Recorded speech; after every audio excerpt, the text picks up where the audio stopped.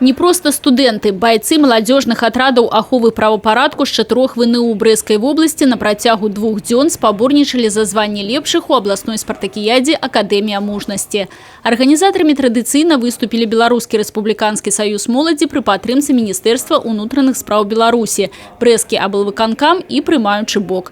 Сёлета месцам правядзення спартакіяды стала спартыўная база Палескага дзяржаўнага універсітэта. Молодежный отряд охраны правопорядка заряжен на борьбу, заряжен на спорт. Это видно, вот сегодня второй день соревнований, это видно, как они соревнуются друг с другом. Ребята на самом деле отличные. То, что они делают полезную работу. Хочется сказать, что действительно на протяжении всего лета они патрулировали пляжи, акватории рек, занимались профилактической работой среди отдыхающих.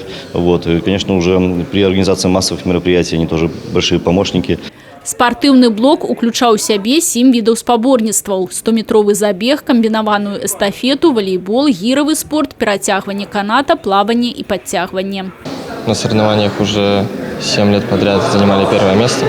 Приехали на это соревнование занять еще одно очередное первое место. Чем отличается наш отряд от других? Это дисциплина.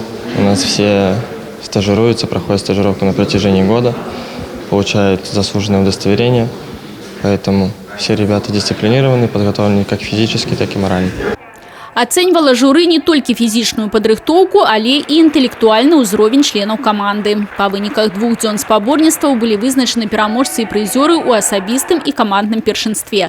Упершыню лідарамі сталі маапаўцы з Палескага дзяржуніверсітэта. У нас были вторые места, то есть сегодня у нас первая победа вообще за всю историю участия в наших соревнованиях. Мы хотели привести соперников сюда, показать, как у нас хорошо, и показать, что на своей базе нас никто не может победить.